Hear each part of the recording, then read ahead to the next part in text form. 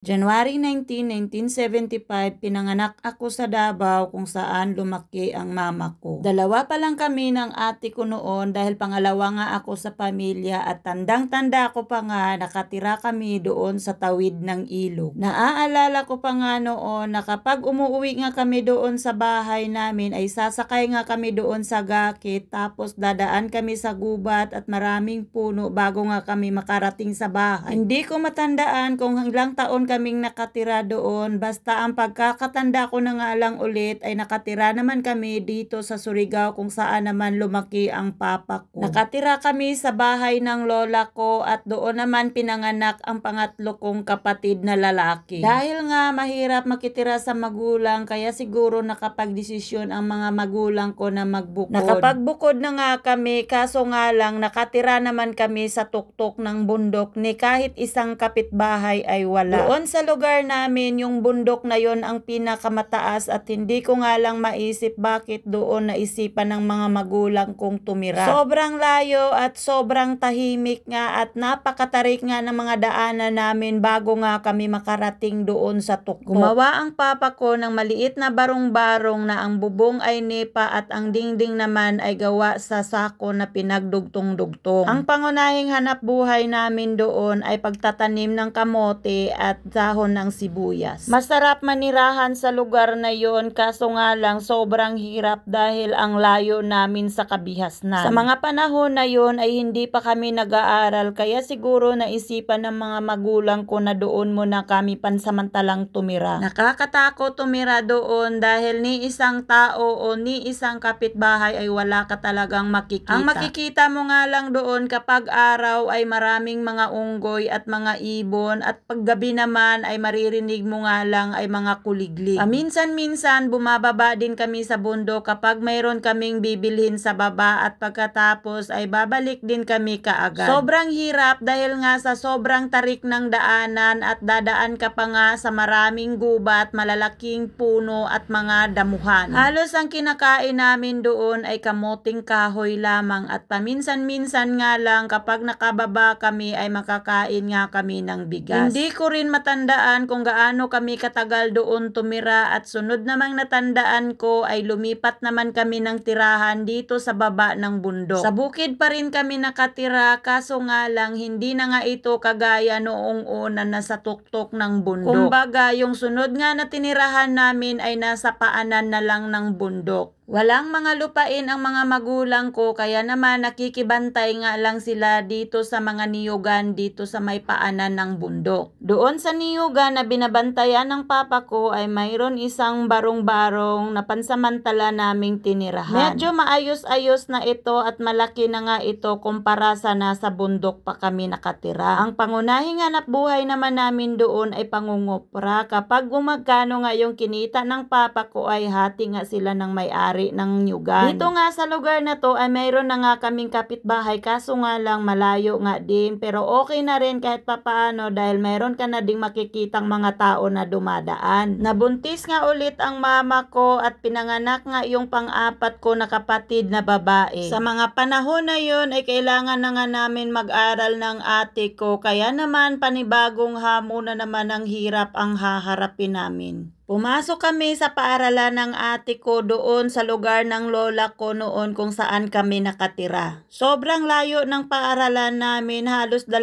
oras kami bago makarating. Uwian lang kami noon araw-araw kaya naman pagkadating namin ng bahay ay alas 7 na ng gabi. Sobrang hirap ng naranasan namin noon para makapag-aral lang dahil naranasan naming maglakad sa kagubatan o sa kabundukan ng madilim at walang ilaw. 4 na taon naming naranasan yon at kapag hindi na talaga kayang umuwi ay doon na nga kami natutulog sa bahay ng lola ko. Sa hindi inaasahang pangyayari, biglang may dumating na bagyo. Bandang 1:00 ng madaling araw ay nagising na lang kami bigla dahil sa sobrang lakas ng hangin at ulan. Sa mga oras na to ay wala pa ang aking papa dahil nasa baryo ito dahil nagbenta ng kopra at nasabit nga ito sa inuman. Nung sobrang lakas na nga ang ulan at hangin ay bigla na nga lang talaga kaming nataranta at nag-iyakan at sabi nga ng mama ko ay mag-evacuate nga kami doon sa may tapahan. Yung tapahan mga mari na sinasabi ko ay yung lutuan na kopra na mga 20 meters pa nga yata bago nga kami makarating. Sinugod namin ang malakas na hangin at ulan at karga-karga ng mama ko ang aming bunso na babae habang papunta kami doon sa tapahan. At sa awa ng Diyos nakarating naman kami doon at agad kaming pumunta doon sa ilalim ng tapahan para magtago. Kaso nga lang sa sobrang lakas ng hangin at ulan ay nabuwal nga ang bubong ng tapahan kaya naman bumagsak ang bubong at nagkaroon ng tubig ang tinataguan namin. Umabot na hanggang balikat ang tubig doon sa tapahan at sa mga oras na to ay nakakaramdam na kami ng ginaw at lalo pang lumakas ang hangin at ulan. Umiiyak kami at nagdadasal na sana tumila na ang bagyo dahil nga habang tumatagal ay lumalakas ang hangin at ulan. Ramdam namin ang pagbagsak ng mga puno ng nyug at para bang yung dagat ay nandyan na sa aming likuran tapos para bang mayroon kaming bulldozer na nanirinig sa sobrang lakas. Maya-maya nga lang ay narinig na namin ang papa ko na tawag ng tawag sa amin at halos hindi nga kami marinig dahil nandoon nga kami sa ilalim ng tapahan. Nainis nga yung mama ko, ayaw nga sana niyang sagutin kaso nga lang naisip ng mama ko baka nga maghanap nga ito sa amin at pupunta pa kung saan. Kaya naman nung sinagot ng mama ko na nandito kami ay bigla itong pumasok at hirap na hirap nga itong makadaan dahil nga yung mga puno ng nyog at mga dahon ng nyog ay halos natakpan na yung daanan ng tapahan. Umiyak yung papa ko nung makita nga kaming buhay kami at maayos dahil sa sobrang lakas ng ulan at bagyo ay hindi na niya inakala na buhay pa kami at ligtas. Maya-maya nga lang konti ay huminto nga yung malakas na ulan at hangin at sabi ng papa ko, hintayin nyo ako dito dahil pupunta nga ako doon sa kabilang tapahan at titingnan niya nga kung okay pa ba ito. Maya-maya nga lang din ay bumalik agad ang papa ko at ang sabi niya nga ay umahon na nga kami daw dyan sa tapahan dahil nga lilipat nga kami doon sa kabilang tapahan. Dahil doon sa kabilang tapahan bumagsak man daw yung bubong pero wala daw tubig yung ilalim kaya dali-dali nga kaming tumakbo doon mga 20 minutes din bago kami makarating. Tamang-tama naman pagkadating namin doon ay nagsimula na naman ang malakas na hangin at pero ulan. Sa mga oras na to ay medyo nabawasan na yung takot ko at pangamba dahil nga nandyan na nga yung papa ko. Mas lalong lumakas yung hangin at ulan kaysa noong una at sabi nga ng papa ko ganun daw talaga yon pag bagyo. Mga bandang alas 5 na ng umaga ang unti-unti nang humina ang ulan at hangin. Kaya naman sabi ng papa ko dito lang kayo at lalabas lang ako at titingnan niya kung ano nang nangyari doon sa bahay kubo namin. Maya-maya nga lang ay bumalik na nga yung papa ko at ang sabi niya nga wala na nga yung bahay, sirang-sira na kaya namomroblema naman kami kung saan kami ngayon titira. Lumabas na kami doon sa ilalim ng tapahan at pumunta na nga kami doon sa bahay namin at nakita nga namin yung nangyari na talagang halos lahat ay nasira na. Mabuti na lang yung isang tapahan doon sa unahan medyo malayo-layo din mga 30 meters din yata ay okay pa at buong-buo pa. Kaya naman sabi ng papa ko dito muna tayo pansamantala dahil wala na nga kaming matutulugan sa mga panahon na yun. Halos lahat ng mga niyog ay nagsidapaan na nga at kung mayroon mang natira ay nakatayo na nga lang at wala na nga itong mga bunga at dahon. Mga ilang araw din yata o linggo kaming nakatira doon sa tapahan na yon at sabi ng papa ko bababa na nga daw kami dahil doon daw kami titira sa bahay ng pinsan ng papa ko. Hanggang dito na lang muna ang kwento ng buhay ko. Kung nagustuhan nyo pa comment na lang for part 2. Bye!